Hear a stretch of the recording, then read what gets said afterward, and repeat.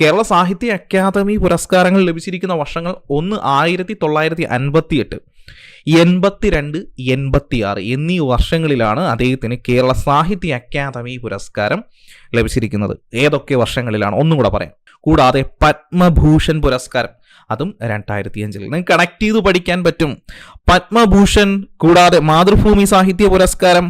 Hi നമസ്കാരം, എല്ലാ സുഹൃത്തുക്കൾക്കും എൻട്രിയുടെ പുതിയൊരു റാപ്പിഡ് 15 ചലഞ്ചിലോട്ട് സ്വാഗതം.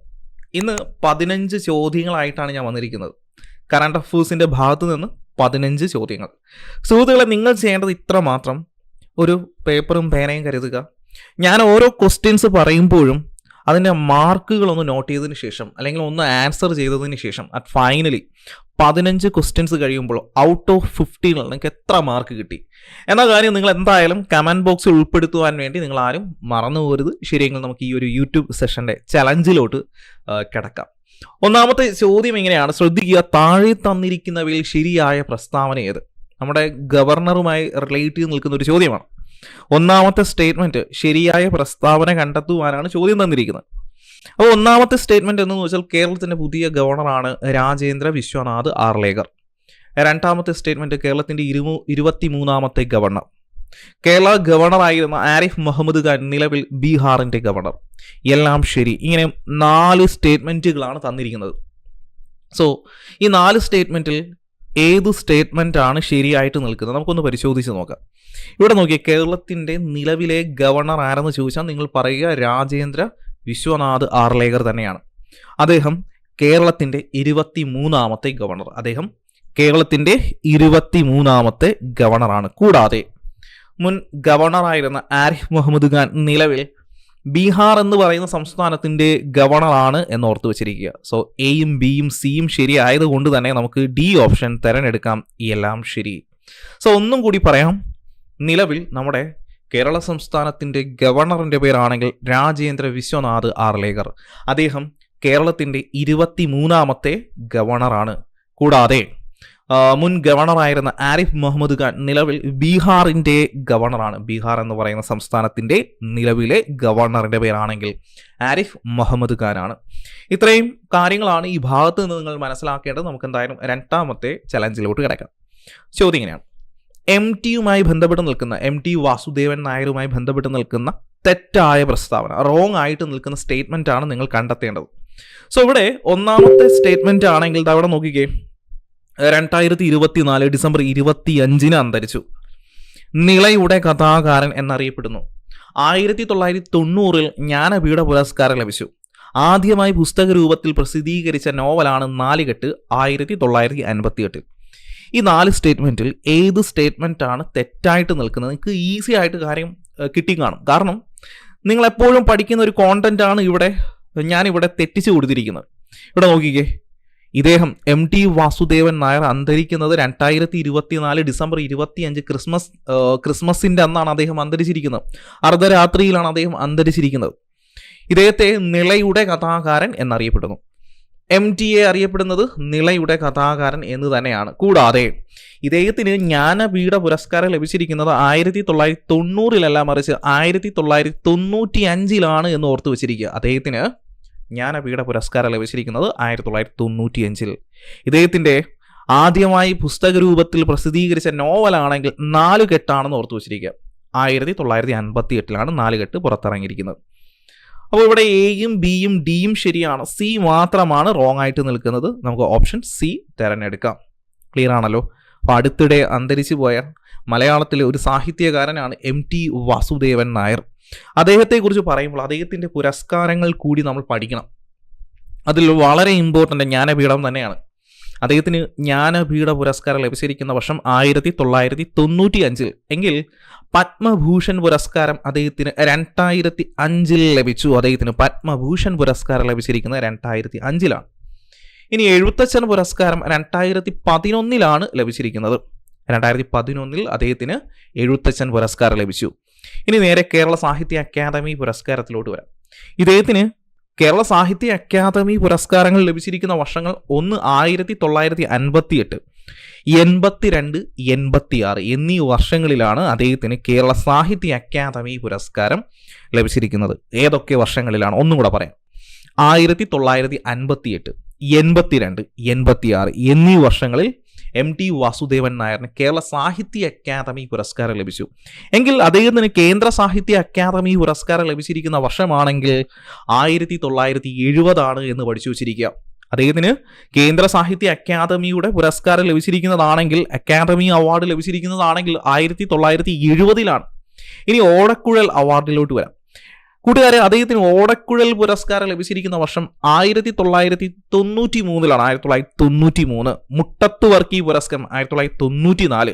മാതൃഭൂമി സാഹിത്യ പുരസ്കാരം 2005.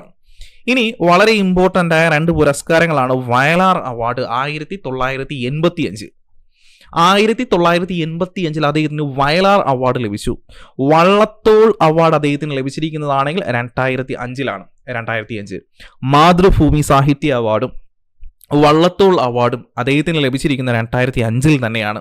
കൂടാതെ പത്മഭൂഷൺ പുരസ്കാരം അതും 2005. നിങ്ങൾക്ക് കണക്ട് ചെയ്ത് പഠിക്കാൻ പറ്റും. പത്മഭൂഷൺ കൂടാതെ മാതൃഭൂമി സാഹിത്യ പുരസ്കാരം അതും കൂടാതെ വള്ളത്തോൾ അവാർഡ് അദ്ദേഹത്തിന് ലഭിച്ചിരിക്കുന്നത് 2005. ഇനി JC ഡാനിയൽ പുരസ്കാരം. JC ഡാനിയൽ പുരസ്കാരം MTക്ക് ലഭിച്ച വർഷമാണെങ്കിൽ 2013 എന്ന് ഓർത്തു വെച്ചിരിക്കുക. 2013 അദ്ദേഹത്തിന് JC ഡാനിയൽ പുരസ്കാരം ലഭിച്ചു. ഇനി നേരെ കേരള ജ്യോതി പുരസ്കാരത്തിലോട്ട് വരാം. നമ്മുടെ കേന്ദ്ര സർക്കാർ നൽകുന്ന പത്മ പുരസ്കാരത്തിന് സമാനമായ കേരള പുരസ്കാരങ്ങളിലെ ഏറ്റവും ഉയർന്ന പുരസ്കാരമാണ് കേരള ജ്യോതി പുരസ്കാരം. അതിന് തൊട്ട് താഴെയാണ് കേരള പ്രഭ പുരസ്കാരം. അതിനും തൊട്ട് താഴെയാണ് കേരള ശ്രീ പുരസ്കാരം എന്ന് പറയുന്നത്. ഇതിൽ കേരള ജ്യോതി പുരസ്കാരം 2022 ലഭിച്ചിരിക്കുന്നതാണെങ്കിൽ MT വാസുദേവൻ നായർ തന്നെയാണ്. MT വാസുദേവൻ നായറിന് 2022 കേരള ജ്യോതി പുരസ്കാരം ലഭിച്ചു. എങ്കിൽ 2024 കേരള ജ്യോതി പുരസ്കാരം ലഭിച്ചിരിക്കുന്ന എഴുത്തുകാരനും അധ്യാപകനും ഒക്കെ ആയിരുന്ന നമ്മുടെ MK സാനുവിനാണ് 2024 കേരള ജ്യോതി പുരസ്കാരം ലഭിച്ചിരിക്കുന്നത്. MTയുടെ ഈ ഒരു പുരസ്കാരങ്ങളെല്ലാം നമുക്ക് ഒന്നുകൂടി സമ്മപ്പ് ചെയ്ത് പഠിക്കാം. എൻ്റെ കൂടെ ഒന്ന് പറഞ്ഞു പഠിക്കുവാൻ വേണ്ടി നിങ്ങൾ ശ്രമിക്കുക. ഒന്ന്, ജ്ഞാനപീഠ പുരസ്കാരം. സ്ഥിരം BSc ചോദിക്കുന്ന ഒരു ചോദ്യം. ജ്ഞാനപീഠ പുരസ്കാരം MTക്ക് ലഭിച്ച വർഷമാണെങ്കിൽ 1995. ഇനി പത്മഭൂഷൺ പുരസ്കാരം 2005. വെരി വെരി ഇമ്പോർട്ടൻറ്റ് കോണ്ടന്റ് ആണ്. പത്മഭൂഷൺ പുരസ്കാരം MTക്ക് ലഭിച്ചിരിക്കുന്നതാണെങ്കിൽ 2005 എന്ന് നോട്ട് ചെയ്യുക. എഴുത്തച്ഛൻ പുരസ്കാരം 2011. കേരള സാഹിത്യ അക്കാദമി അവാർഡ് 3 തവണ കരസ്ഥമാക്കിയിട്ടുണ്ട്. 1958, 82, 86. കേന്ദ്ര സാഹിത്യ അക്കാദമി അവാർഡാണെങ്കിൽ 1970. ഓടക്കുഴൽ പുരസ്കാരം 1993.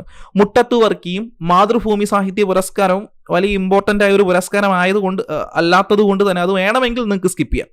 ഇനി Vayalar award 1985, Vallathol award 2005, JC Daniel പുരസ്കാരം 2013, കേരള ജ്യോതി പുരസ്കാരം അദ്ദേഹത്തിന് ലഭിച്ചിരിക്കുന്ന വർഷം 2022. ക്ലിയർ ആണല്ലോ. ഇനി ഇദ്ദേഹത്തിൻ്റെ ചില കൃതികൾ കൂടി നമുക്ക് ഡിസ്കസ് ചെയ്തിട്ട് മറ്റൊരു ചോദ്യത്തിലോട്ട് പോകാം. ഇവിടെ നോക്കിക്കേ, MT വാസുദേവൻ നായർ എഴുതിയിട്ടുള്ള വളരെ പ്രശസ്തമായിട്ടുള്ള കൃതികളിൽ ഒന്നാണ് രണ്ടാം ഊഴം. മലയാളികളെ സംബന്ധിച്ചോളം എല്ലാ വ്യക്തികൾക്കും അറിയാവുന്ന ഒരു കൃതി കൂടിയാണ് രണ്ടാം ഊഴം. രണ്ടാം ഊഴം എന്ന് പറയുന്ന കൃതി ആരുടേത്? MT വാസുദേവൻ നായറിൻ്റെ കൃതിയാണ് രണ്ടാം ഊഴം. 4 കെട്ട്, അസുരവിത്ത്, കാലം, മഞ്ഞ്. PSC സ്ഥിരം ചോദിക്കുന്ന ഒരു പുസ്തകങ്ങളാണ്. 1 രണ്ടാം ഊഴം, 4 കെട്ട്, അസുരവിത്ത്, കാലം, മഞ്ഞ്. കൂടാതെ തന്നെ ഓളവും തീരവും PSCയുടെ സ്ഥിരം ചോദ്യങ്ങളാണ്.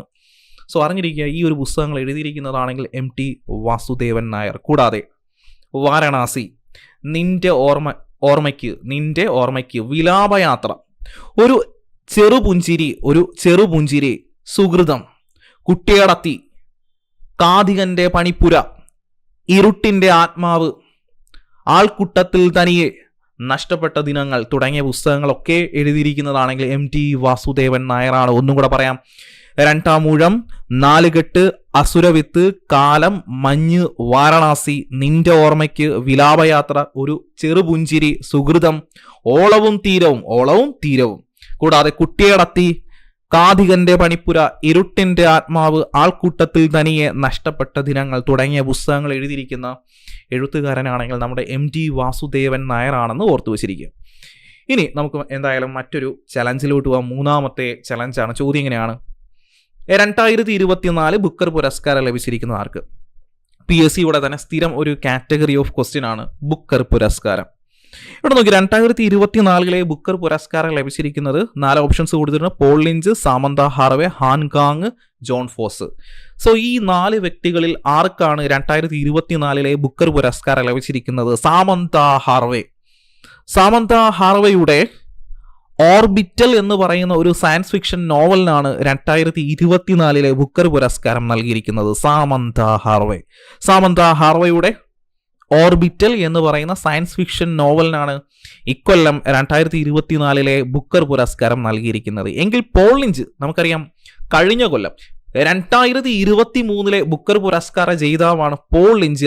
അദ്ദേഹത്തിന്റെ പ്രൊഫക്റ്റ് സോങ് എന്ന് പറയുന്ന കൃതിക്കാണ് ലഭിച്ചിരിക്കുന്നത്.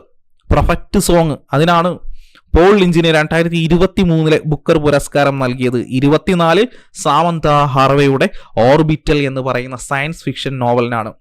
ഇവിടെ നോക്കിക്കേ, ഈ സാമന്ത ഹാർവേയുടെ 2 വളരെ പ്രശസ്തമായ പുസ്തകങ്ങളാണെങ്കിൽ ഒന്ന് wilderness, the wilderness, dear thief, കൂടാതെ തന്നെ ദി വെസ്റ്റേൺ വിൻഡ് തുടങ്ങിയ പുസ്തകങ്ങൾ ആരുടേതെന്ന് ചോദിച്ചാൽ സാമന്ത ഹാർവേ. സാമന്ത ഹാർവേയുടെ മറ്റ് പ്രധാനപ്പെട്ട പുസ്തകങ്ങളാണെങ്കിൽ ഒന്ന് ദ വൈൽഡർനെസ്, 2 ഡിയർ തീഫ്, കൂടാതെ ദി വെസ്റ്റേൺ വിൻഡ് എന്നീ പുസ്തകങ്ങൾ എഴുതിയിരിക്കുന്നതാണെങ്കിൽ സാമന്ത ഹാർവേ ആണ്. ഇനി നേരെ നമുക്ക് കഴിഞ്ഞ 10th ലെവൽ പ്രിലിംസ് എക്സാമിന് ചോദിച്ച ഒരു ചോദ്യം നമുക്ക് എന്തായാലും പരിശോധിക്കാം. ചോദ്യം ഇങ്ങനെയായിരുന്നു: 2024 സാഹിത്യത്തിന് നൊബേൽ സമ്മാനം ലഭിച്ച ഹാൻകാങ്ങിനെ കുറിച്ചുള്ള താഴെ കൊടുത്തിരിക്കുന്ന പ്രസ്താവനകളിൽ ശരിയേത്?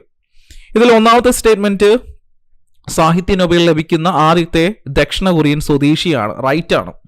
ആദ്യമായിട്ട് ദക്ഷിണ കൊറിയൻ സ്വദേശി, അതായത് സാഹിത്യ നൊബേൽ ലഭിക്കുന്ന ആദ്യത്തെ ദക്ഷിണ കൊറിയൻ സ്വദേശി ശരിയാണ്. സാഹിത്യ നൊബേൽ നേടുന്ന ആദ്യ ഏഷ്യൻ വനിത, അതും കറക്റ്റ് ആണ്. കൂടാതെ ഈ ഒരു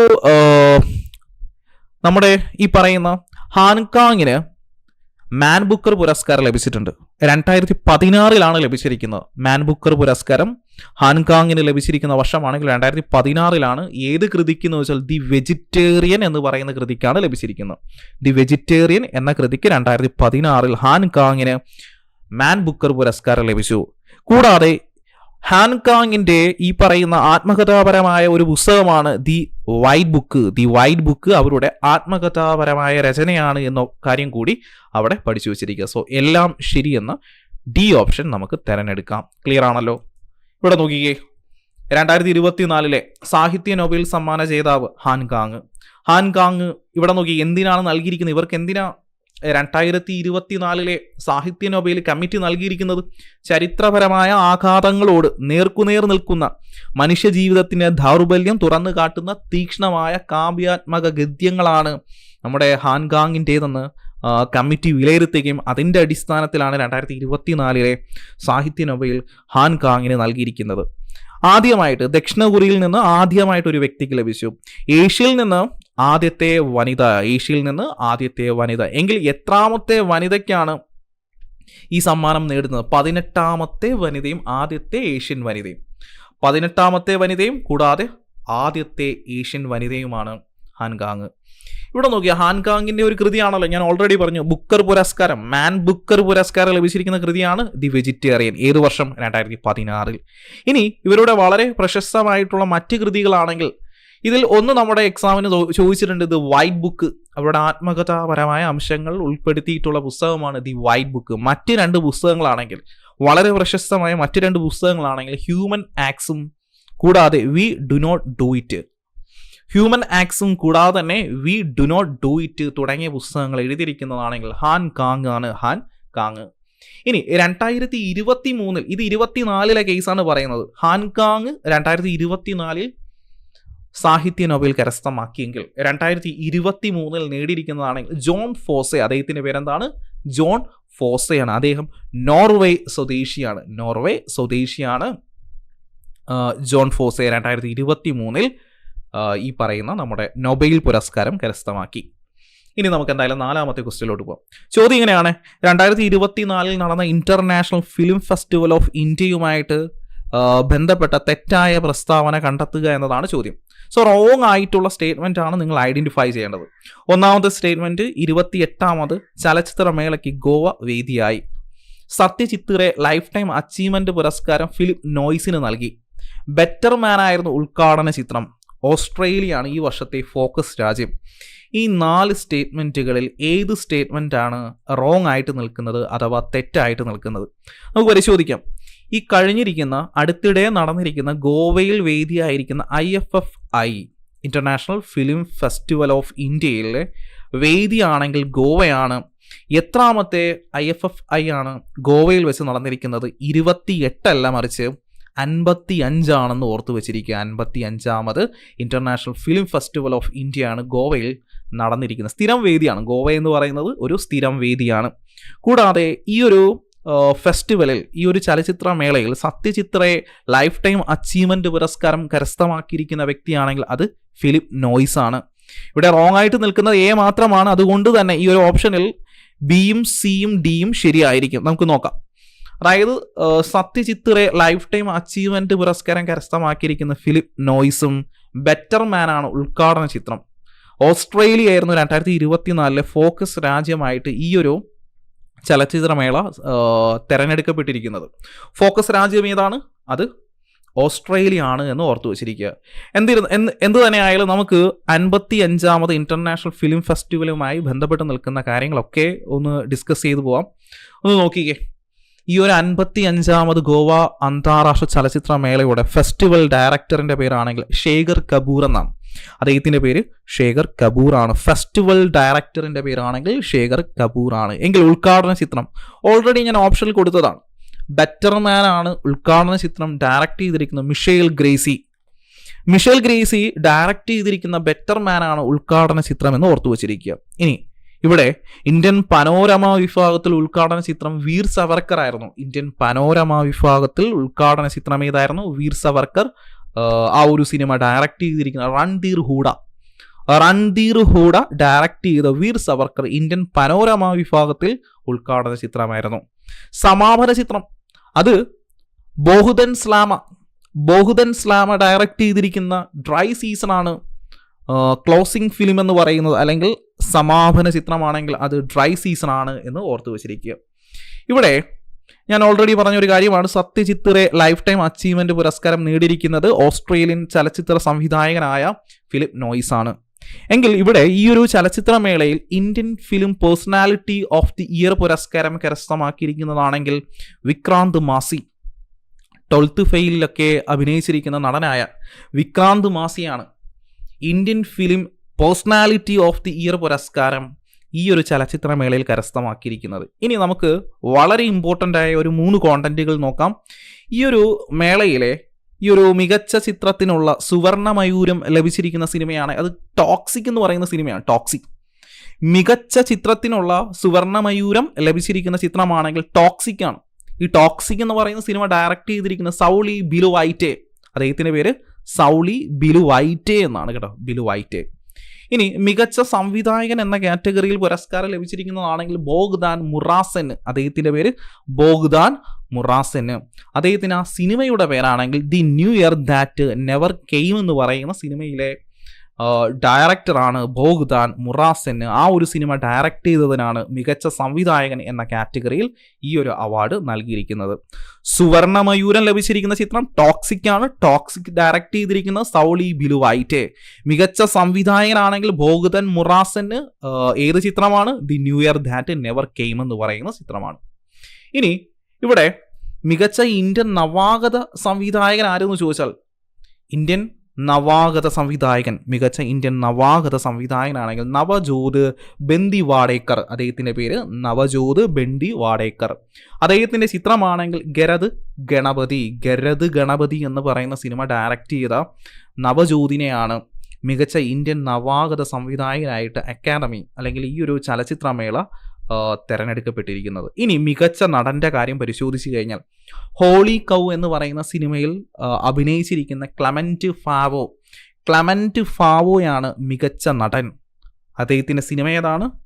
ഹോളി കൗ എന്ന് പറയുന്ന സിനിമയിലെ നടനായ ക്ലമന്റ് ഫാവോയായിരുന്നു മികച്ച നടൻ. ഇനി മികച്ച നടിയാണെങ്കിൽ 2 നടികളുണ്ട്. ഏത് സിനിമയിലെ നടികളാണ്? ടോക്സിക്. നമ്മൾ ഓൾറെഡി പറഞ്ഞത് സുവർണ മയൂരം ലഭിച്ചിരിക്കുന്ന ടോക്സിക് എന്ന സിനിമയിലെ 2 നടികളാണ്. ഒന്ന് വെസ്റ്റ മറ്റുലായിറ്റയും കൂടാതെ ലവ റുവഗായിറ്റയും. ഈ 2 വനിതകൾക്കാണ്. പേരുകൾ ഞാൻ ഒന്നുകൂടെ പറയാം. വെസ്റ്റ മറ്റുലായിറ്റയും കൂടാതെ ലെവ റുബകായിറ്റെ, ഈ 2 വനിതകൾക്കാണ് ടോക്സിക് എന്ന സിനിമയ്ക്ക് മികച്ച നടി എന്ന കാറ്റഗറിയിൽ ഇവിടെ പുരസ്കാരം നൽകിയിരിക്കുന്നത്. കൂടാതെ ഓസ്ട്രേലിയയാണ് എന്ത് ചെയ്തിരിക്കുന്നത്, ഒരു ഫോക്കസ് രാജ്യമായിട്ട് International Film Festival of India തിരഞ്ഞെടുക്കപ്പെട്ടിരിക്കുന്നത്. ഏതാണ് ഫോക്കസ് രാജ്യം? ഓസ്ട്രേലിയ ആണ് എന്ന് ഓർത്തു വച്ചിരിക്കുക. സോ ഇവിടെ നിങ്ങൾ ഓർത്തിരിക്കേണ്ട വളരെ ഇമ്പോർട്ടൻ്റ് ആയ കോണ്ടന്റുകളാണ് ഞാൻ സ്ലൈഡിൽ ഉൾപ്പെടുത്തിയിരിക്കുന്നത്. ഇത് നല്ലപോലെ റിവൈസ് ചെയ്ത് വേണം നിങ്ങൾ അടുത്ത എക്സാമിന് വേണ്ടി കടക്കാനുള്ളത്. ഇനി നമുക്ക് എന്തായാലും മറ്റൊരു ചോദ്യത്തിലോട്ട് പോകാം. 5ാമത്തെ ചലഞ്ചാണ്. ഇവിടെ നോക്കി ചോദ്യം എങ്ങനെയാണ്, ദേശീയ ജുഡീഷ്യൽ മ്യൂസിയം നിലവിൽ വന്നത് എവിടെയാണ്? കൂട്ടുകാരെ, ദേശീയ ജുഡീഷ്യൽ മ്യൂസിയം ഇവിടെ 4 ഓപ്ഷൻസ് കൊടുത്തിട്ടുണ്ട്. അമരാവതി, ഡൽഹി, കൊച്ചി, ചെന്നൈ. ഇതിൽ ഏതാണ് ദേശീയ ജുഡീഷ്യൽ മ്യൂസിയം അടുത്തിടെ നിലവിൽ വന്നിരിക്കുന്നത്? അത് നമ്മുടെ ക്യാപിറ്റൽ സിറ്റി ആയ ഡൽഹിയിൽ തന്നെയാണ്. ഡൽഹിയിലാണ് ദേശീയ ജുഡീഷ്യൽ മ്യൂസിയം അടുത്തിടെ നിലവിൽ വന്നിരിക്കുന്നത്. ക്ലിയർ ആണല്ലോ? ആ ചോദ്യം കഴിഞ്ഞിട്ടുണ്ട്. ഇവിടെ എക്സ്ട്രാ നിങ്ങൾ മനസ്സിലാക്കേണ്ട ഒരു 2 കോണ്ടന്റ് എന്ന് പറയുന്നത്, നിലവിലെ സുപ്രീം കോടതിയുടെ ചീഫ് ജസ്റ്റിസിന്റെ പേരെന്ത്? സഞ്ജീവ് ഖന്ന. നമുക്കറിയാം DY ചന്ദ്രചൂഡ് അദ്ദേഹത്തിന്റെ കാലാവധി കഴിഞ്ഞതിന് ശേഷം അടുത്ത ചീഫ് ജസ്റ്റിസായിട്ട് അദ്ദേഹത്തിന്റെ പിൻഗാമിയായിട്ട് അപ്പോയിൻമെന്റ് ചെയ്തിരിക്കുന്നതാണെങ്കിൽ സഞ്ജീവ് ഖന്നയാണ്. നിലവിൽ സഞ്ജീവ് ഖന്നയാണ്. പലപ്പോഴും PSC ചോദിച്ചിട്ടുള്ള മറ്റൊരു ചോദ്യമായിരുന്നു, നിലവിലെ അതായത് നമ്മുടെ DY ചന്ദ്രചൂഡ് സുപ്രീം കോടതിയുടെ ചീഫ് ജസ്റ്റിസ് ആയിരുന്ന സമയത്ത് PSC ചോദിച്ചിട്ടുണ്ടായിരുന്നു, അതായത് DY ചന്ദ്രചൂഡ് ഇന്ത്യയുടെ എത്രാമത്തെ ചീഫ് ജസ്റ്റിസ് ആണ്? സുപ്രീം കോടതിയുടെ എത്രാമത്തെ ചീഫ് ജസ്റ്റിസ് ആണ്? 50ാമത്തെ ചീഫ് ജസ്റ്റിസ് ആയിരുന്നു DY ചന്ദ്രചൂഡ്. എന്നാൽ സഞ്ജീവ് ഖന്ന 51 എന്ന് ഓർത്തു വച്ചിരിക്കുക. സഞ്ജീവ് ഖന്ന സുപ്രീം കോടതിയുടെ 51ാമത്തെ ചീഫ് ജസ്റ്റിസ് ആണ്. ഇനി നേരെ നമുക്ക് കേരളത്തിലോട്ട് വരുന്ന സമയത്ത്, കേരള ഹൈക്കോടതിയുടെ നിലവിലെ ചീഫ് ജസ്റ്റിസിന്റെ പേരാണെങ്കിൽ നിതിൻ മധുകർ ജാംദാർ. നിതിൻ മധുകർ ജാംദാർ ആണ് നിലവിലെ കേരള ഹൈക്കോടതിയുടെ നിലവിലെ ചീഫ് ജസ്റ്റിസ്. ക്ലിയർ ആണല്ലോ? സോ ഇത്രയും കോണ്ടന്റുകൾ ഈ ഭാഗത്ത് നിന്ന് നിങ്ങൾ മനസ്സിലാക്കുക. ഇനി നേരെ 6ാമത്തെ ചോദ്യത്തിലോട്ട് കിടക്കുകയാണ്. പലപ്പോഴും PSC തന്നെ എടുത്ത് ചോദിച്ചിട്ടുള്ള 3 ഡിക്ഷണറീസുകളാണ്. അതിൽ ഒന്ന് കോളിങ്സ് നിഘണ്ടു അഥവാ കോളിങ്സ് ഡിക്ഷണറി.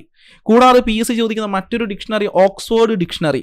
അതും കൂടാതെ കേംബ്രിഡ്ജ് ഡിക്ഷണറിയിൽ നിന്നുള്ള വാക്കുകളും PSC ചോദിച്ചിട്ടുണ്ട്. സോ നിങ്ങൾ അറിഞ്ഞിരിക്കുക, PSC ചോദിക്കുന്ന 3 ഡിക്ഷണറീസുകളാണെങ്കിൽ ഒന്ന് കോളിങ്സ് നിഘണ്ടു, മറ്റൊന്ന് ഓക്സ്ഫോർഡ് നിഘണ്ടു, കൂടാതെ കേംബ്രിഡ്ജ് നിഘണ്ടു. ഇതിൽ ചോദ്യം വന്നിരിക്കുന്ന കോളിങ്സ് നിഘണ്ടു 2024 വാക്കായിട്ട് തിരഞ്ഞെടുക്കപ്പെട്ടിരിക്കുന്നത്. 2024 ഇക്കൊല്ലത്തെ വാക്കായിട്ട് കോളിങ്സ് നിഘണ്ടു തിരഞ്ഞെടുക്കപ്പെട്ടിരിക്കുന്നതാണെങ്കിൽ ബ്രാറ്റ് ആണ് എന്ന് ഓർത്തു വെച്ചിരിക്കുക. ബ്രാറ്റ്. എന്നാൽ ബ്രാറ്റിൻ്റെ ആ ഒരു വേർഡിൻ്റെ മീനിങ് ആണെങ്കിൽ സാധാരണ ബ്രാറ്റ് എന്ന് പറയുന്ന വേർഡ് ഉപയോഗിക്കുന്നത് ഒന്നിനും കൊള്ളാത്തവൻ എന്ന അർത്ഥത്തിലാണ്.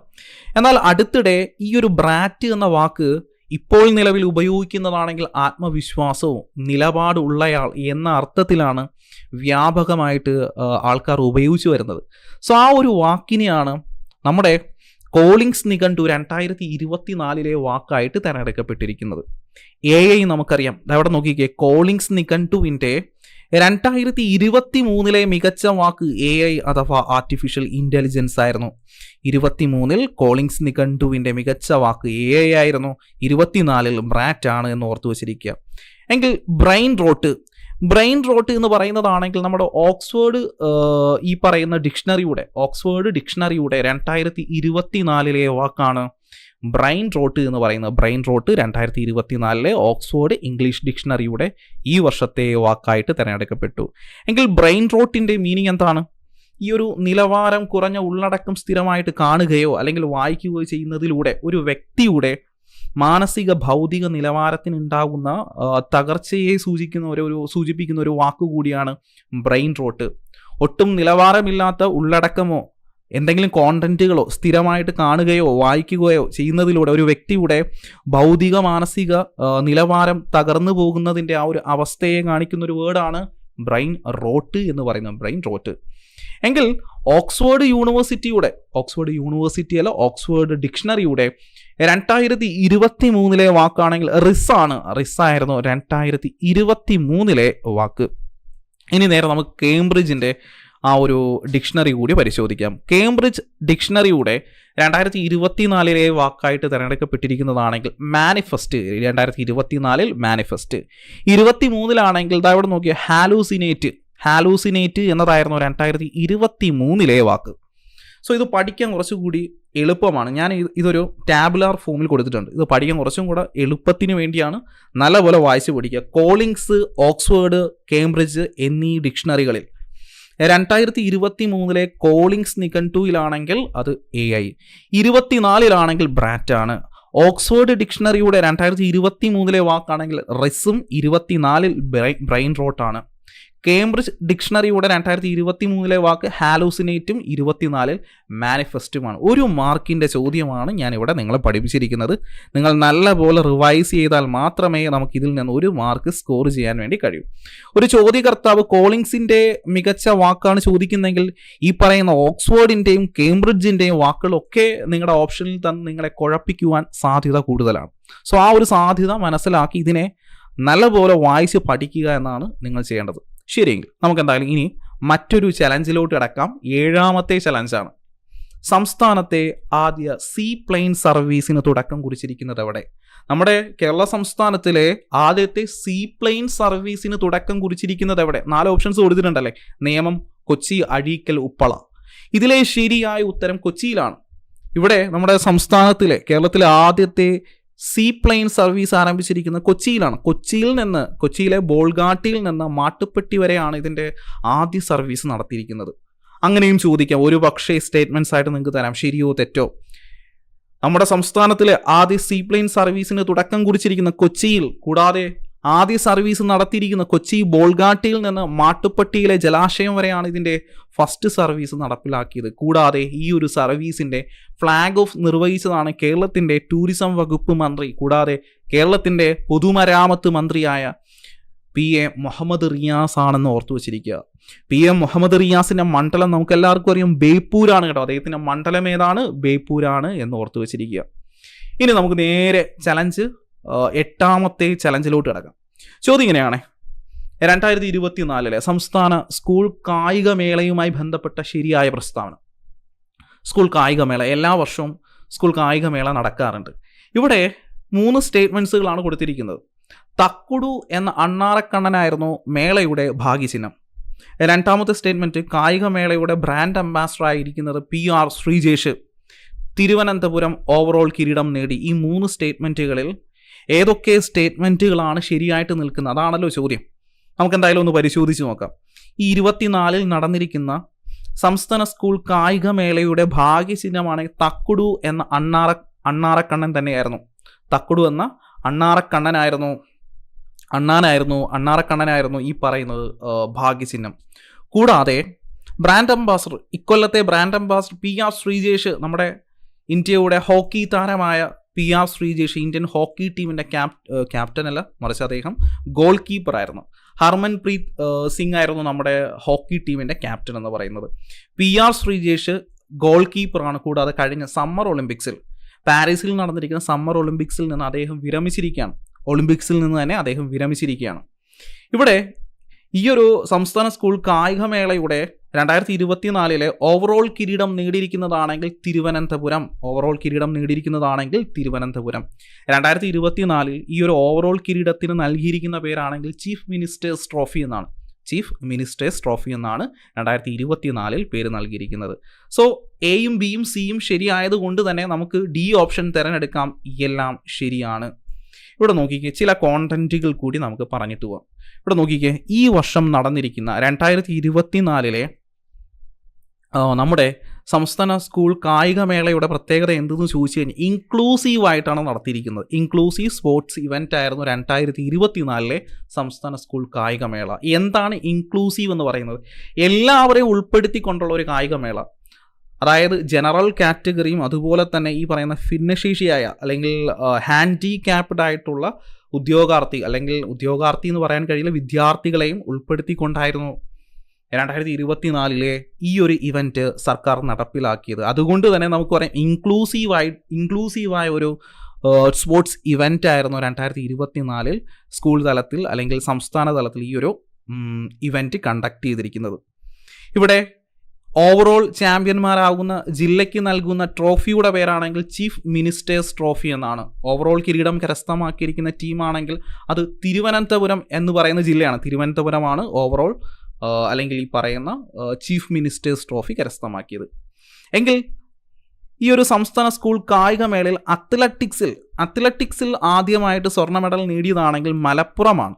ആദ്യ സ്വർണ്ണ മെഡൽ നേടിയിരിക്കുന്ന ജില്ല തിരുവനന്തപുരം. അത്ലറ്റിക്സിൽ ആദ്യ സ്വർണ്ണ മെഡൽ നേടിയത് മലപ്പുറമാണ്. ഓവറോൾ കിരീടം നേടിയിരിക്കുന്നത് അഥവാ ചീഫ് മിനിസ്റ്റേഴ്സ് ട്രോഫി കരസ്ഥമാക്കിയിരിക്കുന്നത് അതും തിരുവനന്തപുരം. സെറ്റാണല്ലോ. എന്തായിരുന്നു ഭാഗ്യചിഹ്നം തക്കുടു എന്ന അണ്ണാനാണ്. Brand ambassador PR Sreejesh overall കിരീടം സ്വന്തമാക്കിയിരിക്കുന്നത് തിരുവനന്തപുരം. ഇനി നമുക്ക് 9ാമത്തെ ചലഞ്ചിലോട്ട് കിടക്കാം. ഇവിടെ നോക്കിക്കേ, കുറേ കാര്യങ്ങൾ നമുക്ക് പറയാനുണ്ട്. സോ അതുകൊണ്ട് തന്നെ ഞാൻ പറയുന്ന സമയത്ത് കണ്ടന്റുകൾ എഴുതിയെടുക്കുവാൻ വേണ്ടി ശ്രമിക്കുക. അടുത്തിടെ മഹാരാഷ്ട്രയുടെ പുതിയ മുഖ്യമന്ത്രി ആയതാര്? 4 ഓപ്ഷൻസ് ആണല്ലേ കൊടുത്തിരിക്കുന്നത്. ദേവേന്ദ്ര ഫട്നാവിസ്, മോഹൻ ചരൺ മാഞ്ചി, ഒമർ അബ്ദുള്ള, മോഹൻ യാദവ്. എങ്കിൽ ആരായിരുന്നു അടുത്തിടെ മഹാരാഷ്ട്രയുടെ പുതിയ മുഖ്യമന്ത്രിയായിട്ട് അപ്പോയിൻമെന്റ് ചെയ്തിരിക്കുന്നത്? അദ്ദേഹത്തിന്റെ പേര് ദേവേന്ദ്ര ഫട്നാവിസ് എന്നാണ്. ദേവേന്ദ്ര ഫട്നാവിസ്. എങ്കിൽ മോഹൻ ചരൺ മാഞ്ചി, അദ്ദേഹം ഒഡീഷയുടെ നിലവിലെ CM ആണ്. ഒഡീഷയുടെ പുതിയ CM കൂടിയാണ് മോഹൻ ചരൺ മാഞ്ചി. ഒമർ അബ്ദുള്ളയെ നിങ്ങൾ എവിടെയോ കേട്ടിട്ടുണ്ടല്ലേ? ആൻസർ ഞാൻ പറഞ്ഞു തരാം. അതായത് ജമ്മു കാശ്മീരിന്റെ നിലവിലെ ചീഫ് മിനിസ്റ്ററിന്റെ പേര് അഥവാ മുഖ്യമന്ത്രിയുടെ പേരാണ് ഒമർ അബ്ദുള്ള. ഡൽഹിയുടെ നിലവിലെ മുഖ്യമന്ത്രിയുടെ പേരെന്താണ്? അത് അതിഷി മെർലേനയാണ് ഡൽഹിയുടെ നിലവിലെ മുഖ്യമന്ത്രിയുടെ പേര്. ജമ്മു കാശ്മീരിൻ്റെ നിലവിലെ മുഖ്യമന്ത്രിയുടെ പേര് ഒമർ അബ്ദുള്ളയാണ്. എങ്കിൽ ജമ്മു കാശ്മീരിൻ്റെ നിലവിലെ ലഫ്റ്റനന്റ് ഗവർണറിൻ്റെ പേരാണെങ്കിൽ അദ്ദേഹത്തിൻ്റെ പേര് മനോജ് സിൻഹ എന്നാണ് കേട്ടോ. എടാ കൂട്ടുകാരെ, നമ്മുടെ സുഹൃത്തുക്കളെ, നമ്മുടെ ജമ്മു കാശ്മീരിൻ്റെ നിലവിലെ ലഫ്റ്റനന്റ് ഗവർണറിൻ്റെ പേര് അത് മനോജ് സിൻഹ എന്നാണ്. എങ്കിൽ ലഡാക്കിൻ്റെ നിലവിലെ ലഫ്റ്റനന്റ് ഗവർണറിൻ്റെ പേരാണെങ്കിൽ BD മിശ്ര. ലഡാക്കിൻ്റെ നിലവിലെ ലഫ്റ്റനന്റ് ഗവർണറിൻ്റെ പേരെന്താണ്? BD മിശ്ര. നമ്മുടെ ഡൽഹിയുടെ നിലവിലെ CMൻ്റെ പേരെന്താണ്? അതിഷി മെർലേനയാണ്. എങ്കിൽ ഡൽഹിയുടെ നിലവിലെ ലഫ്റ്റനന്റ് ഗവർണറിൻ്റെ പേര് അത് വിനയ് കുമാർ സക്സേനയാണ്. വിനയ് കുമാർ സക്സേന അല്ലെങ്കിൽ VK സക്സേന എന്ന് പഠിച്ചു വെച്ചിരിക്കുക. ഇനി പുതുച്ചേരിയുടെ നിലവിലെ ലഫ്റ്റനന്റ് ഗവർണർ ആണെങ്കിൽ അതൊരു മലയാളിയാണ്. കെ കൈലാസനാഥ് ആണ് നിലവിലെ പുതുച്ചേരിയുടെ ലഫ്റ്റനന്റ് ഗവർണർ. നമ്മുടെ കേരള ഹൈക്കോടതിയുടെ പരിധിയിൽ വരുന്ന ഒരു യൂണിയൻ ടെറിറ്ററിയാണ് നമ്മുടെ ആൻഡമാൻ നിക്കോബാറിൻ്റെ നിലവിലെ ലഫ്റ്റനന്റ് ഗവർണർ ആണെങ്കിൽ അദ്ദേഹത്തിൻ്റെ പേര് പ്രഫുൽ പോഡ പട്ടേൽ. അദ്ദേഹത്തിൻ്റെ പേരെന്താണ്? പ്രഫുൽ പോഡ പട്ടേൽ. ഇനി നമ്മുടെ ആൻഡമാൻ നിക്കോബാർ ലക്ഷദ്വീപിൻ്റെതാണ്. ലക്ഷദ്വീപ് പ്രഫുൽ പോഡ പട്ടേൽ. ആൻഡമാൻ നിക്കോബാറിൻ്റെ നിലവിലെ ലഫ്റ്റനന്റ് ഗവർണർ ആണെങ്കിൽ DK ജോഷി അഥവാ ദേവേന്ദ്രകുമാർ ജോഷിയാണ് നിലവിലെ ആൻഡമാൻ നിക്കോബാറിൻ്റെ നിലവിലെ ലഫ്റ്റനന്റ് ഗവർണർ. എങ്കിൽ നമ്മുടെ രാജസ്ഥാൻ എന്ന് പറയുന്ന സംസ്ഥാനത്തിൻ്റെ നിലവിലെ CMൻ്റെ പേര് നിങ്ങൾക്ക് ഓർമ്മയുണ്ടോ? ഭജൻ ലാൽ ശർമ്മയാണ് കേട്ടോ. രാജസ്ഥാൻ്റെ നിലവിലെ CMൻ്റെ പേരെന്താണ്? ഭജൻ ലാൽ ശർമ്മയാണ്. ഇനി ഛത്തീസ്ഗഡിൻ്റെ നിലവിലെ CM ആണെങ്കിൽ വിഷ്ണു ദിയോ സായി ആണ്. ഛത്തീസ്ഗഡിൻ്റെ നിലവിലെ CMൻ്റെ പേരാണെങ്കിൽ അത് വിഷ്ണു ദിയോ സായി ആണ്. കഴിഞ്ഞ യൂണിവേഴ്സിറ്റി അസിസ്റ്റന്റ് എക്സാമിന് ചോദിച്ചൊരു ചോദ്യമായിരുന്നു. ഛത്തീസ്ഗഡിൻ്റെ നിലവിലെ CM അത് വിഷ്ണു ദിയോ സായി ആണ്. എങ്കിൽ ഹരിയാനയിൽ പുതിയൊരു നിയമസഭാ ഇലക്ഷൻ നടക്കുകയും അതിലൂടെ ഇപ്പോൾ വിജയിച്ചിരിക്കുന്നത് ആരാണ്? അല്ലെങ്കിൽ നിലവിലെ CMൻ്റെ പേരാണെങ്കിൽ നയാബ് സിംഗ് സൈനിയാണ് ഹരിയാനയുടെ നിലവിലെ CM. എങ്കിൽ അരുണാചൽ പ്രദേശ് എന്ന് പറയുന്ന സംസ്ഥാനത്തിൻ്റെ CMൻ്റെ പേര് ചോദിക്കുകയാണെങ്കിൽ നിങ്ങൾ പറയുക പെമാ ഖണ്ഡു. അരുണാചൽ പ്രദേശിൻ്റെ നിലവിലെ CMൻ്റെ പേരാണെങ്കിൽ പെമാ ഖണ്ഡു എന്ന് പഠിച്ചു വച്ചിരിക്കുക. സോ അടുത്തിടെ ഏതെങ്കിലും സംസ്ഥാനങ്ങളിൽ പുതിയ നിയമസഭാ ഇലക്ഷൻസുകൾ നടന്നിട്ടുണ്ടെങ്കിൽ, തെരഞ്ഞെടുപ്പുകൾ നടന്നിട്ടുണ്ടെങ്കിൽ അതിലൂടെ അവിടെ വന്നിരിക്കുന്ന പുതിയ CMൻ്റെ പേരുകൾ നിങ്ങൾ നിർബന്ധമായിട്ടും പഠിച്ചു വെച്ചിരിക്കണം. ഏറ്റവും ഒടുവിൽ ഇന്ത്യയിൽ നിയമസഭാ ഇലക്ഷൻ നടന്നിരിക്കുന്ന സംസ്ഥാനം മഹാരാഷ്ട്രയാണ്. മഹാരാഷ്ട്രയുടെ നിലവിലെ CMൻ്റെ പേര് ദേവേന്ദ്ര ഫട്നാവിസ് ആണ്. നിങ്ങൾക്ക് എപ്പോഴും തിരിഞ്ഞു പോകുന്ന മറ്റൊരു സ്റ്റേറ്റാണ് മഹാരാഷ്ട്ര എന്ന് പറയുന്നത്. മഹാരാഷ്ട്രയും മധ്യപ്രദേശും. എങ്കിൽ മധ്യപ്രദേശിൻ്റെ പുതിയ CM അദ്ദേഹത്തിൻ്റെ പേര് നമുക്കറിയാം. അദ്ദേഹത്തിൻ്റെ പേരെന്താണ്? മോഹൻ യാദവ് അല്ലേ? അദ്ദേഹത്തിൻ്റെ പേര് മോഹൻ യാദവ് എന്ന് പഠിച്ചു വച്ചിരിക്കുക. മധ്യപ്രദേശിൻ്റെ നിലവിലെ CMൻ്റെ പേര് മോഹൻ യാദവ്. സോ ഒരുപാട് CMകളുടെ പേരുകൾ നിങ്ങൾക്ക് കിട്ടിയിട്ടുണ്ടായിരിക്കാം. സോ നമുക്ക് എന്തായാലും ഇനി എന്തായാലും 10ാമത്തെ ചോദ്യത്തിലൂടെ കിടക്കാം. ചോദ്യം ഇങ്ങനെയാണ്: ഇന്ത്യയിൽ ഏത് ദുരന്തം നടന്നതിൻ്റെ 40ാം വാർഷികമാണ് 2024 ഡിസംബറിൽ ഇന്ത്യ ആചരിച്ചിരിക്കുന്നത്? സോ ഒന്നുമില്ല, 2024 40 കുറച്ച് കഴിഞ്ഞാൽ ഈ ദുരന്തം നടന്ന വർഷം നിങ്ങൾക്ക് കിട്ടും. ആ വർഷം വെച്ചുകൊണ്ട് നിങ്ങൾക്ക് ആൻസേഴ്സിലോട്ട് എത്താൻ കഴിയുന്നതാണ്. സോ നമുക്ക് എന്തായാലും നോക്കാം. ഇതിൽ ഏതാണ്? കക്കോരി ട്രെയിൻ ദുരന്തമാണോ, ഭോപ്പാൽ ദുരന്തമാണോ, ഗുജറാത്ത് ഭൂകമ്പമാണോ, അതുമല്ലോ ഈ പറയുന്ന പെരുമൺ ദുരന്തമാണോ? ഇതിൽ ആൻസർ നമുക്കറിയാം, ഭോപ്പാൽ ട്രാജഡിയാണ് 2024 40ാം വാർഷികം ആഘോഷിച്ചിരിക്കുന്നത്. അതായത് ഈ ഒരു ഭോപ്പാൽ ട്രാജഡി ഇന്ത്യയിൽ നടന്നിരിക്കുന്നതാണെങ്കിൽ 1984 ഡിസംബർ 2-3 തീയതികളിലാണ്. 2-ാം തീയതി അർദ്ധരാത്രിയാണ് ഈ ഒരു വിഷവാതകത്തിൻ്റെ ചോർച്ച ഉണ്ടാകുകയും ഈ ഒരു ദുരന്തം നടക്കുകയും ഈ പറയുന്ന ഡിസംബർ 3 വരെ നീണ്ടു നിന്നത്. അപ്പോൾ 2-3 തീയതികളിലാണ് ഭോപ്പാൽ ദുരന്തം 1984 നടന്നിരിക്കുന്നത്. എവിടെയാണ് ഈ ഒരു ദുരന്തം നടന്നിരിക്കുന്നത്? ഭോപ്പാലിലാണ് കേട്ടോ. ഭോപ്പാലിലെ കീടനാശിനി നിർമ്മാണശാലയിലെ ഈ ഒരു വിഷവാതക ചോർച്ചയിലൂടെയാണ് ഈ ഒരു ഇൻസിഡൻറ്റ് നടക്കുന്നത്. ഇവിടെ ഈ ഒരു വിഷവാതകം, ഈ ഒരു ഒരുപാട് ആളുകൾ മരിക്കുവാൻ ഇടയാക്കിയ ഈ ഒരു വിഷവാതകം ഏതെന്ന് ചോദിച്ചാൽ മീഥൈൽ ഐസോസൈനേറ്റ് ആണ് എന്ന് ഓർത്തു വെച്ചിരിക്കുക. PSCയുടെ ഒരു പ്രീവിയസ് ചോദ്യം കൂടിയാണ്. ഈ ഒരു ഭോപ്പാലിനെ നമ്മുടെ ഗ്രീൻ പീസ് എന്ന് പറയുന്ന സംഘടന വിശേഷിപ്പിച്ചിരിക്കുന്നതാണെങ്കിൽ ഗ്ലോബൽ ടോക്സിക് ഹോട്ട്സ്പോട്ട് എന്നാണ്. ഗ്ലോബൽ ടോക്സിക് ഹോട്ട്സ്പോട്ട് എന്നാണ് ഗ്രീൻ പീസ് ഭോപ്പാലിനെ വിശേഷിപ്പിച്ചിരിക്കുന്നത്. കാര്യങ്ങൾ മനസ്സിലാകുന്നുണ്ടല്ലോ. ഇത്രയും കോണ്ടന്റുകൾ കണക്ട് ചെയ്ത് പഠിക്കുവാൻ വേണ്ടി ശ്രമിക്കുക. ഇനി നേരെ നമുക്ക് 11ാമത്തെ ചലഞ്ചിലോട്ട് പോവാം. ചലഞ്ച് ഇങ്ങനെയാണ്: BBC ചാനൽ തയ്യാറാക്കിയ ഈ വർഷത്തെ ലോകമെമ്പാടുമുള്ള ഏറ്റവും പ്രചോദനവും സ്വാധീനവും ചെലുത്തിയിട്ടുള്ള 100 സ്ത്രീകളുടെ പട്ടികയിൽ ഇന്ത്യയിൽ നിന്നും ഇടം പിടിക്കാത്ത വനിതയാര്? ഇവിടെ 100 പേരുടെ ലിസ്റ്റ് BBC തയ്യാറാക്കിയിട്ടുണ്ടായിരുന്നു. ആ പട്ടികയിൽ 3 വ്യക്തികൾ ഇന്ത്യൻ വനിതകളായിരുന്നു. ഇനി പറയുന്ന 4 വ്യക്തികളിൽ ഉൾപ്പെടാത്ത വനിതയാര്? അങ്ങനെയാണ് ചോദ്യം തന്നിരിക്കുന്നത്. അത് ചോദ്യം നല്ലപോലെ മനസ്സിലാക്കുക. ഇവിടെ 4 ഓപ്ഷൻസ് ആണ്: വിനേഷ് ഫോഗട്ട്, പൂജ ശർമ്മ, സാക്ഷി മാലിക്, അരുണ റോയ്. എങ്കിൽ ഇതിൽ ആരാണ് ഈ 100 പേരുടെ ലിസ്റ്റിൽ ഇടം പിടിക്കാത്തത് എന്ന് നിങ്ങളെല്ലാവരും പറയണം. സോ നമുക്ക് എന്തായാലും നോക്കാം. ഇതിൽ ആദ്യം വിനേഷ് ഫോഗട്ട് ഈ 100-ലെ ഒരു വനിതയാണ്. പൂജ ശർമ്മയും ഈ 100-ൽ ഒരാൾ തന്നെയാണ്. എങ്കിൽ സാക്ഷി മാലിക് ഇതിൽ ഉൾപ്പെട്ട വനിതയല്ല എന്ന് മനസ്സിലാക്കിയിരിക്കുക. അരുണ റോയും ഈ 100 വനിതകളിൽ ഒരു വനിതയാണ്. സോ ഇന്ത്യയിൽ നിന്നും BBC ചാനൽ തയ്യാറാക്കി ഈ വർഷത്തെ ലോകത്തെ സ്വാധീനിച്ച 100 വനിതകളുടെ പട്ടികയിൽ ഇന്ത്യയിൽ നിന്ന് 3 വനിതകൾ ഇടം പിടിച്ചു. അതിലൊന്ന് വിനേഷ് ഫോഗട്ട്, പൂജ ശർമ്മ, കൂടാതെ തന്നെ അരുണ റോയ്. ഉൾപ്പെടാത്തത് സാക്ഷി മാലിക്കാണ്. എങ്കിൽ വിനേഷ് ഫോഗട്ട് നമുക്കറിയാം ഗുസ്തി താരമാണ്, ഇന്ത്യയുടെ ഗുസ്തി താരമാണ്. അടുത്തിടെ ഹരിയാനയിലെ ഒരു മണ്ഡലത്തിൽ നിന്ന് നിയമസഭാ ഇലക്ഷനിൽ പങ്കെടുക്കുകയും നിലവിൽ ഹരിയാനയുടെ MLAയുമായ വനിതയാണ് വിനേഷ് ഫോഗട്ട്. ഗുസ്തി താരമാണ്, നിലവിൽ രാഷ്ട്രീയത്തിലാണ്. എങ്കിലൊന്ന് പറയാൻ ശ്രമിച്ചേ, വിനേഷ് ഫോഗട്ട് ഏത് മണ്ഡലത്തിൽ നിന്നുകൊണ്ടാണ് ഹരിയാനയുടെ MLA ആയിട്ട് മാറിയിരിക്കുന്നത്? ജൂലാന, ആ ഒരു മണ്ഡലത്തിൻ്റെ പേര് നിങ്ങൾ എന്തായാലും പഠിച്ചു വെച്ചിരിക്കണം. ജൂലാന മണ്ഡലത്തിൽ നിന്നാണ് വിനേഷ് ഫോഗട്ട് തെരഞ്ഞെടുത്ത് ഹരിയാന എന്ന് പറയുന്ന സംസ്ഥാനത്തിൻ്റെ MLA ആയിട്ട് മാറിയിരിക്കുന്നത്. ഹരിയാനയുടെ പുതിയ CMൻ്റെ പേര് ഞാൻ പറഞ്ഞിട്ടുണ്ടായിരുന്നു, നയാബ് സിംഗ് സൈനിയാണ്. ഇനി 2ാമത്തെ വനിതയുടെ പേരാണെങ്കിൽ പൂജ ശർമ്മ. അതായത് ഡൽഹി കേന്ദ്രീകരിച്ചും മറ്റു പ്രദേശങ്ങളിലും അവകാശികളില്ലാത്ത മൃതദേഹങ്ങൾ കളക്ട് ചെയ്യും, അവരുടെ ശവസംസ്കാര ചടങ്ങുകൾ നടപ്പിലാക്കി പ്രശസ്തമായ ഒരു വനിത കൂടിയാണ് പൂജ ശർമ്മ. സോ പൂജ ശർമ്മ മറ്റൊരു വനിത. ഇനി അരുണ റോയിയെ കുറിച്ച് നിങ്ങൾ എന്തായാലും കേട്ടിരിക്കാൻ സാധ്യതയുണ്ട്. എന്താണ് അരുണ റോയിയുമായിട്ട് നിങ്ങൾ പഠിച്ചിരിക്കുന്ന ഒരു പോയിന്റ് അല്ലെങ്കിൽ കോണ്ടന്റ്? നമ്മുടെ മസ്തൂർ കിസാൻ ശക്തി സംഘടന എന്ന് പറയുന്ന ആ ഒരു സംഘടന രൂപീകരിച്ചതിൽ അതിലെ ഒരു സഹസ്ഥാപകയാണ് നമ്മുടെ അരുണ റോയ് എന്ന് പറയുന്നത്. ഇന്ത്യയിൽ RTI അല്ലെങ്കിൽ വിവരാവകാശ നിയമം ഇന്ത്യയിൽ നടപ്പിലാക്കുന്നതിന് പുറകിൽ പ്രവർത്തിച്ചിരുന്ന ഒരു സംഘടന കൂടിയാണ് നമ്മുടെ മസ്തൂർ കിസാൻ ശക്തി സംഘടന എന്ന് പറയുന്നത്. സോ അതിൻ്റെ സഹസ്ഥാപകയാണ് അരുണ റോയ്. ക്ലിയർ ആണല്ലോ? 3 വനിതകളെയും കുറിച്ച് നമ്മൾ പറഞ്ഞിട്ടുണ്ട്. PSC പലപ്പോഴും ചോദിക്കുന്ന ഒരു GK ക്വസ്റ്റ്യൻ ആണ്, എന്താണ് BBCയുടെ പൂർണ്ണരൂപം? ബ്രിട്ടീഷ് ബ്രോഡ്കാസ്റ്റിംഗ്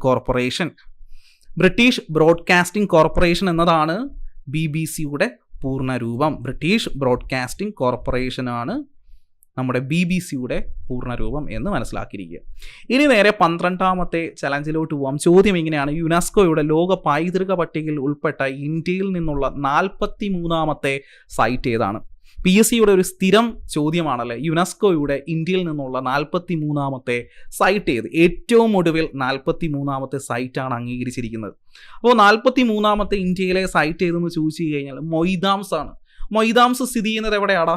അത് അസമിലാണല്ലേ. മൊയ്ദാംസ് സ്ഥിതി ചെയ്യുന്നത് അസമിലാണ് എന്ന് ഓർത്തു വെച്ചിരിക്കുക. അസമിലെ അഹോം ഡൈനാസ്റ്റിയുടെ ഒരു ബുറിയൽ സൈറ്റാണ്, ശവസംസ്കാര മേഖലയാണ്, ഒരു ഇടമാണ് മൊയ്ദാംസ് എന്ന് പറയുന്നത്. PSC ഇങ്ങനെയും ചോദിച്ചിട്ടുണ്ടല്ലേ. അതായത് അഹോം ഡൈനാസ്റ്റി നിലനിന്നിരുന്ന സംസ്ഥാനം ഏത്? അത് അസമാണ് കേട്ടോ, അസം. സോ അഹോം ഡൈനാസ്റ്റിയിലെ ഒരു ബുറിയൽ സൈറ്റാണ്, ശവസംസ്കാര മേഖലയാണ് മൊയ്ദാംസ് എന്ന് പഠിച്ചു വെച്ചിരിക്കുക. ഇനി നമ്മൾ ഇവിടെ യുനെസ്കോയുടെ ഇന്ത്യയിൽ നിന്നുള്ള ഹെറിറ്റേജ് സൈറ്റുകൾ, അതിൽ 40 മുതൽ 43 വരെയുള്ള കാര്യങ്ങൾ നമ്മൾ പഠിച്ചു വെച്ചിരിക്കണം. 40ാമത്തെ സൈറ്റ് ആണെങ്കിൽ അത് ധോലവീരയാണ്. ധോലവീര സ്ഥിതി ചെയ്യുന്നത് ഗുജറാത്തിലെ റാൻ ഓഫ് കച്ചിലാണല്ലോ. ധോലവീര സ്ഥിതി ചെയ്യുന്നത് ഗുജറാത്തിലാണ്. ഇനി ശാന്തിനികേതൻ 41ാമത്തെ സൈറ്റാണ്. ഇന്ത്യയിലെ യുനെസ്കോയുടെ 41ാമത്തെ സൈറ്റ് ഏതെന്ന് ചോദിച്ചു കഴിഞ്ഞാൽ ശാന്തിനികേതനാണെന്ന് ഓർത്തു വെച്ചിരിക്കുക. ശാന്തിനികേതൻ വെസ്റ്റ് ബംഗാളിലാണ് ശാന്തിനികേതൻ സ്ഥിതി ചെയ്യുന്നത്. ഇനി ഹൊയ്സാല ക്ഷേത്രങ്ങൾ 42ാമത്തെ സൈറ്റാണ്. ഹൊയ്സാല ക്ഷേത്രങ്ങൾ എവിടെ സ്ഥിതി ചെയ്യുന്നു? നമ്മുടെ കർണാടകയിലാണ് കേട്ടോ. കർണാടകയിലാണ് ഹൊയ്സാല ക്ഷേത്രങ്ങൾ സ്ഥിതി ചെയ്യുന്നത്.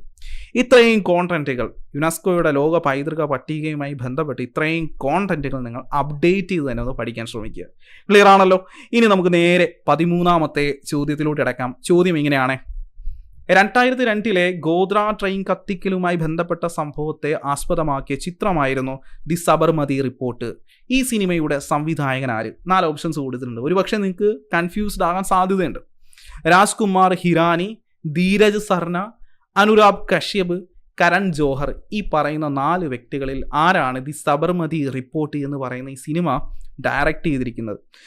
ആദ്യം നിങ്ങൾ ഈ സിനിമയുടെ പ്രാധാന്യം മനസ്സിലാക്കുക. നമ്മൾ ഇന്ത്യയിൽ രാമക്ഷേത്രം നിർമ്മിക്കുന്ന സമയങ്ങളിലൊക്കെ മാധ്യമങ്ങളിലും പത്രങ്ങളിലും ഒരുപാട് റിപ്പോർട്ട് ചെയ്ത ഒരു ഇന്ത്യയിൽ നടന്ന ഒരു സംഭവമായിരുന്നു 2002 ഗോദ്ര ട്രെയിൻ കത്തിക്കൽ എന്ന് പറയുന്നത്. രാമക്ഷേത്രം പൊളിക്കുന്നതുമായി റിലേറ്റ് ചെയ്ത് നിൽക്കുന്ന മറ്റൊരു സംഭവമാണ്. അതിന് മുന്നേ ആദ്യം നടന്നിരുന്ന ഒരു സംഭവമാണ് ഗോദ്ര ട്രെയിൻ കത്തിക്കൽ എന്ന് പറയുന്നത്. സോ ഇങ്ങനെ ഒരു പ്രത്യേകത കൂടി ഈ ഒരു കാര്യത്തിനുണ്ട് എന്ന് മനസ്സിലാക്കുക. കൂടാതെ തന്നെ അടുത്തിടെ നമ്മുടെ പാർലമെൻറ്റിലെ ഒരു ഹാളിൽ പ്രകാശനം അല്ലെങ്കിൽ ഒരു ഷോ നടത്തിയ ഒരു സിനിമയാണ് ദി സബർമതി റിപ്പോർട്ട്. നരേന്ദ്രമോദിയും കൂടാതെ അമിത്ഷായും മറ്റ് കേന്ദ്രമന്ത്രിമാരും മറ്റ് പാർലമെൻറ്റേറിയനും എല്ലാവരും കൂടിയിരുന്ന് കണ്ട ഒരു സിനിമ കൂടിയാണ്. നമ്മുടെ പാർലമെൻറ്റ് ഹാളിൽ കൂടിയിരുന്ന് കണ്ട ഒരു സിനിമ കൂടിയാണ് ദി സബർമതി റിപ്പോർട്ട്. അങ്ങനെ ഒരു പ്രത്യേകത കൂടി ഈ സിനിമയ്ക്കുണ്ട്. സോ റെലവൻസ് മനസ്സിലാക്കി ക്വസ്റ്റ്യനെ കൂടുതൽ ഇമ്പോർട്ടൻസ് നൽകി പഠിക്കുക എന്നതാണ് ഞാൻ എപ്പോഴും പറയുന്ന ഒരു കാര്യമാണ്. കറണ്ട് അഫയേഴ്സിൽ ചോദ്യങ്ങൾ കൂടുതൽ വരുന്നതും റെലവൻസ് കൂടിയ ചോദ്യങ്ങൾക്കാണ്, അല്ലെങ്കിൽ ആനുകാലിക സംഭവങ്ങൾക്ക് എന്തെങ്കിലും പ്രാധാന്യം കൂടുതലുണ്ടോ ആ ചോദ്യങ്ങൾ നിങ്ങൾ പഠിച്ചു വെച്ചിരിക്കുക. എങ്കിൽ ദി സബർമതി റിപ്പോർട്ട് എന്ന് പറയുന്ന സിനിമ ഡയറക്റ്റ് ചെയ്തിരിക്കുന്നതാണെങ്കിൽ ധീരജ് സർന എന്ന് പറയുന്ന വ്യക്തിയാണ്, അല്ലെങ്കിൽ ഡയറക്ടറാണ്. ഈ സിനിമയിൽ അഭിനയിച്ചിരിക്കുന്ന വ്യക്തിയാണ് നമ്മുടെ വിക്രാന്ത് മാസി. ഈ സിനിമയിൽ അഭിനയിച്ച ഒരു വ്യക്തിയാണ് വിക്രാന്ത് മാസി കേട്ടോ, അതുകൂടി ഓർത്തു വെച്ചിരിക്കുക. സബർമതി റിപ്പോർട്ട് എന്ന സിനിമ എന്തിനെ ആധാരമാക്കി പുറത്തിറക്കിയതാണ്? 2002 ഗോദ്ര ട്രെയിൻ കത്തിക്കലുമായി ബന്ധപ്പെട്ട് അതിനെ ആധാരമാക്കി ഡയറക്റ്റ് ചെയ്തിരിക്കുന്ന സിനിമയാണ് ദി സബർമതി റിപ്പോർട്ട്. ഡയറക്റ്റ് ചെയ്തിരിക്കുന്ന വ്യക്തി ധീരജ് സർണയാണ് എന്ന് ഓർത്ത് വെച്ചിരിക്കുക.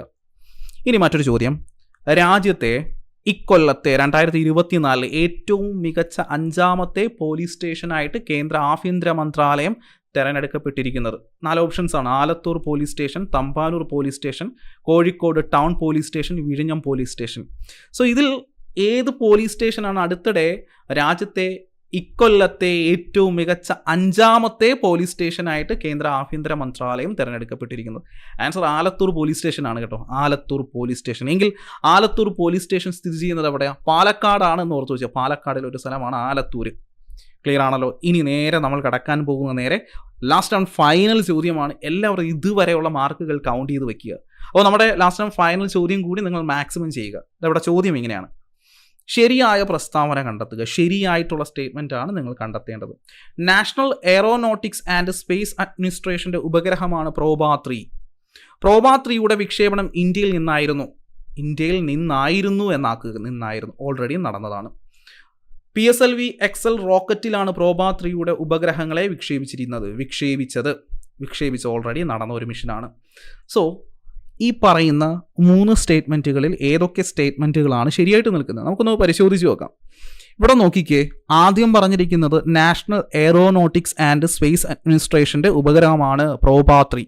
എന്തെങ്കിലും പ്രശ്നമുണ്ടോ എന്ന് ആദ്യം പരിഹരിക്കുക. അവിടെയാണ് നിങ്ങൾ നോക്കേണ്ടത്.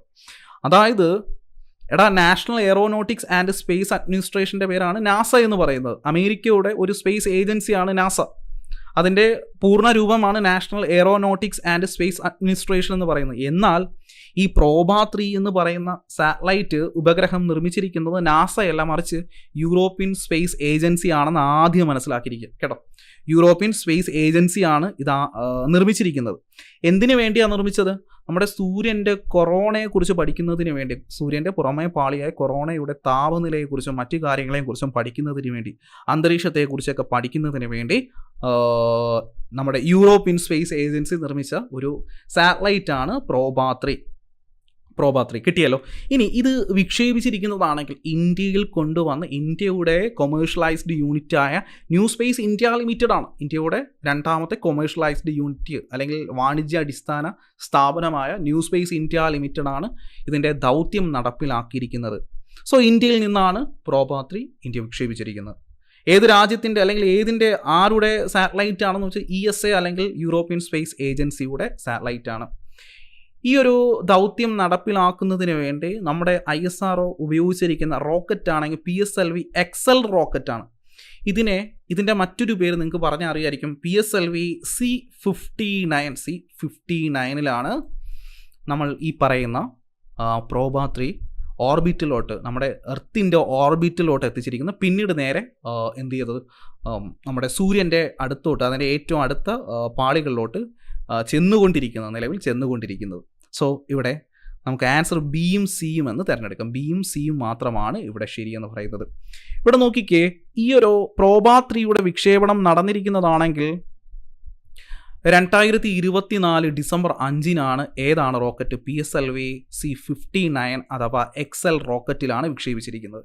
എന്തിനെക്കുറിച്ച് പഠിക്കുന്നതിന് വേണ്ടി, സൂര്യൻ്റെ കൊറോണയെക്കുറിച്ച് പഠിക്കുന്നതിന് വേണ്ടിയാണ് ഈ ഒരു സാറ്റലൈറ്റ് ഇന്ത്യയുടെ സഹായത്തോടെ ESA ഇപ്പോൾ ബഹിരാകാശത്ത് എത്തിച്ചിരിക്കുന്നത്. ക്ലിയർ ആണല്ലോ? എങ്കിൽ ഞാനൊന്ന് ചോദിച്ചോട്ടെ, നമ്മുടെ PSLVയുടെ സീരീസിൽപ്പെടുന്ന 56, 57, 58 കൂടാതെ 59, അതും കൂടാതെ 60 എന്നീ ദൗത്യങ്ങൾ നിങ്ങൾ നിർബന്ധമായിട്ടും ഒരു എക്സാം വ്യൂവർ പോയിന്റിൽ നിന്നുകൊണ്ട് പഠിക്കണം. ഉറപ്പായിട്ടും PSC ചോദിക്കുന്ന PSLV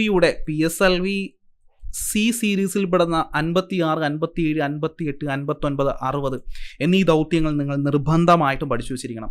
PSLV C-56 നമുക്കറിയാം, സിംഗപ്പൂരിൻ്റെ ഒരു സാറ്റലൈറ്റ് ഭൗമ നിരീക്ഷണ ഉപഗ്രഹമായ DSR ഇന്ത്യയിലെത്തിച്ച് ഇന്ത്യ കൊമേഴ്ഷ്യലൈസ്ഡ് ആയിട്ടാണ് നടപ്പിലാക്കിയിരിക്കുന്നത്. അപ്പോൾ DSR ഏത് രാജ്യത്തിൻ്റെ സാറ്റലൈറ്റ് എന്ന് ചോദിച്ചാൽ നിങ്ങൾ പറയേണ്ടത് സിംഗപ്പൂരിൻ്റെ സാറ്റലൈറ്റ് ആണ് DSR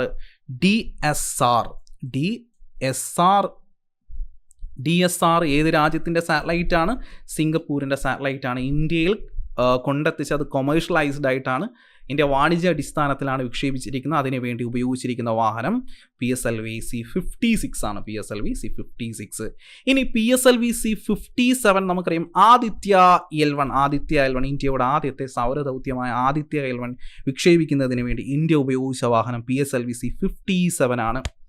ഇനി PSLV C-58, അവിടെ നിങ്ങൾ ഓർത്തിരിക്കേണ്ടത് ഈ വർഷം 2024 പുതുവത്സരത്തിൽ ഇന്ത്യ വിക്ഷേപിച്ച ആദ്യത്തെ ദൗത്യമായിരുന്നു PSLV C-58. PSLV C-58 എന്ന് കേട്ട് കഴിഞ്ഞാൽ അവിടെ 3 ദൗത്യങ്ങൾ നിങ്ങൾ ഓർത്തു വെച്ചിരിക്കണം. ആ PSLV C-58 ഇന്ത്യ നടപ്പിലാക്കിയിട്ടുള്ള 3 കാര്യങ്ങൾ. ഒന്ന് എക്സ്പോസാറ്റ്. എന്തായിരുന്നു പ്രത്യേകത? എക്സ്പോസാറ്റ് അതായത് തമോഗർത്തങ്ങൾ, ന്യൂട്രൽ സ്റ്റാറുകൾ, സൂപ്പർനോവകൾ എന്നിവയെക്കുറിച്ച് പഠിക്കുന്നതിന് വേണ്ടി ISRO വിക്ഷേപിച്ച ഒരു സാറ്റലൈറ്റാണ് എക്സ്പോസാറ്റ്. മറ്റൊന്ന് വിസാറ്റ്. എന്താണ് പ്രത്യേകത? ഒരു ഇന്ത്യയിലെ, അതായത് കേരളത്തിലെ ഒരു എഞ്ചിനീയറിംഗ് കോളേജ് നിർമ്മിച്ച ഒരു സാറ്റലൈറ്റാണ്, വിദ്യാർത്ഥി സാറ്റലൈറ്റാണ് വിസാറ്റ്. നമ്മുടെ ട്രിവാൻഡ്രം ജില്ലയിലെ LBS വിമൻസ് എഞ്ചിനീയറിംഗ് കോളേജിലെ വിദ്യാർത്ഥികളും പ്രൊഫസേഴ്സും സംയുക്തമായിട്ട് നിർമ്മിച്ച ഒരു വിദ്യാർത്ഥി സാറ്റലൈറ്റാണ് വിസാറ്റ്. കൂടാതെ ഇന്ത്യ തദ്ദേശീയമായിട്ട് ഒരു fuel cell power system development ചെയ്തിട്ടുണ്ട്. Fuel cell power system. So ബഹിരാകാശത്ത് സ്വന്തമായിട്ട് വൈദ്യുതി നിർമ്മിക്കുന്നതിന് വേണ്ടിയുള്ള ഒരു സാങ്കേതിക വിദ്യയാണ്, അല്ലെങ്കിൽ ഒരു ടെക്നോളജിയാണ് ഫ്യൂവൽ സെൽ പവർ സിസ്റ്റം. ഒരു സെല്ലാണ്, അത് ബഹിരാകാശത്ത് എത്തിക്കുകയും തദ്ദേശീയമായിട്ട് വൈദ്യുതി നിർമ്മിക്കുകയും ചെയ്തു. പരീക്ഷണാടിസ്ഥാനത്തിൽ സക്സസ് ആക്കിയിട്ടുണ്ട്. സോ ഈ പറയുന്ന 3 ദൗത്യങ്ങളും ഇന്ത്യ നടപ്പിലാക്കിയത് ഏത് റോക്കറ്റിൽ നിന്നുകൊണ്ടാണെന്ന് ചോദിച്ചു കഴിഞ്ഞാൽ PSLV-C 59 ആണ്. ഈ റോക്കറ്റാണ് ഈ 3 ദൗത്യങ്ങളും എന്ത് ചെയ്തിരിക്കുന്നത്, 3 കാര്യങ്ങളും നമ്മുടെ എർത്തിൻ്റെ ഓർബിറ്റിലോട്ട് എത്തിക്കുകയും ബഹിരാകാശത്ത് നിന്നുകൊണ്ട് എക്സവേഷൻസ് അല്ലെങ്കിൽ ഈ പറയുന്ന ഇൻസിറ്റു എക്സ്പെരിമെൻസുകളും മറ്റു കാര്യങ്ങളൊക്കെ നടത്തിയിരിക്കുന്നത്. ഇനി PSLV-C 59 എന്ന് കേട്ട് കഴിഞ്ഞാൽ പ്രോബ 3 ആണെന്ന് ഓർത്ത് വെച്ചിരിക്കുക. 59 പ്രോബ 3 ആണ്. ഇനി 60 ആണെങ്കിൽ എന്താണ് പ്രത്യേകത? PSLV-C 60യുടെ പ്രത്യേകത എന്താണ്? അടുത്തിടെ കഴിഞ്ഞ ദിവസം ഡിസംബർ 30, 2024 ഡിസംബർ 30 ISRO വിക്ഷേപിച്ചത് ശ്രീഹരിക്കോട്ടയിലെ സതീഷ് ധവാൻ സ്പേസ് സെൻറ്ററിൽ നിന്നുകൊണ്ട് വിക്ഷേപിച്ച ഒരു റോക്കറ്റാണ് PSLV-C 60 എന്ന് പറയുന്നത്. അതായത് സ്പാഡക്സ്, ആ ഒരു ദൗത്യത്തിൻ്റെ പേര് സ്പാഡക്സ് എന്നാണ്. എന്താണ് സ്പാഡക്സ് എന്ന് പറയുന്നത്? അതായത് ഡോക്കിംഗ് സിസ്റ്റം, 2 സാറ്റലൈറ്റുകളെ തമ്മിൽ കൂട്ടിയോജിപ്പിക്കുന്ന ഒരു സാങ്കേതിക വിദ്യയാണ് ഡോക്കിംഗ് സിസ്റ്റം എന്ന് പറയുന്നത്. ഡോക്കിംഗ് സിസ്റ്റം വിജയിപ്പിക്കുന്നതിന് വേണ്ടി ഇന്ത്യ 2 സാറ്റലൈറ്റുകൾ ബഹിരാകാശത്ത് എത്തിച്ചിട്ടുണ്ട്. ആ 2 സാറ്റലൈറ്റുകളുടെ പേരാണ് ഒന്ന് ചേസറും മറ്റൊന്ന് ടാർഗറ്റും. ഈ 2 സാറ്റലൈറ്റുകളെ ബഹിരാകാശത്ത് എത്തിക്കുന്നതിന് വേണ്ടി PSLV ഏത് സീരീസാണ് ഉപയോഗിച്ചത്? PSLV-C 60 ആണ് ഉപയോഗിച്ചിരിക്കുന്നത്. അടുത്തിടെ ഇസ്രോ ചേസറും ടാർഗറ്റും ഈ ഒരു ഡോക്കിംഗ് സാങ്കേതിക വിദ്യ വിജയമാക്കുന്നതിന് വേണ്ടി ഇന്ത്യ വിക്ഷേപിച്ച ആ ഒരു വാഹനത്തിൻ്റെ പേരാണെങ്കിൽ PSLV-C 60 ആണെന്ന് ഓർത്തു വെച്ചിരിക്കും. ഇത്രയും കാര്യങ്ങളാണ് ഈ ഭാഗത്ത് നിന്ന് എനിക്ക് പറയാനുള്ളത്. എൻ്റെ ഓർമ്മയിൽ കിട്ടിയതും വരാൻ സാധ്യതയുള്ള കാര്യങ്ങളൊക്കെ ഞാൻ പറഞ്ഞു തന്നിട്ടുണ്ട്. നിങ്ങളൊന്ന് അതെല്ലാം ഒന്ന് എഴുതിയെടുക്കുക കൂട്ടുകാരെ. അപ്പോൾ നമ്മുടെ ഇന്നത്തെ ഈ ഒരു ചലഞ്ച് 15 ചലഞ്ച് നമുക്ക് ഇവിടെ എന്തായാലും വൈൻഡ് അപ്പ് ചെയ്യാം. കൂടാതെ ഇതുവരെ നിങ്ങൾക്ക് എത്ര മാർക്ക് കിട്ടി, നിങ്ങൾക്ക് ഔട്ട് ഓഫ് 15 എത്ര മാർക്ക് കിട്ടി, അതൊന്ന് ജസ്റ്റ് ഒന്ന് നിങ്ങൾ കമൻറ്റ് ബോക്സിൽ കൊടുത്ത് അത്രയും നല്ലതായിരുന്നു. അപ്പോൾ നമുക്കെന്തായാലും ഇന്നത്തെ ക്ലാസ് ഇവിടെ വൈൻഡ് അപ്പ് ചെയ്യാം. എല്ലാവർക്കും happy learning and good bye.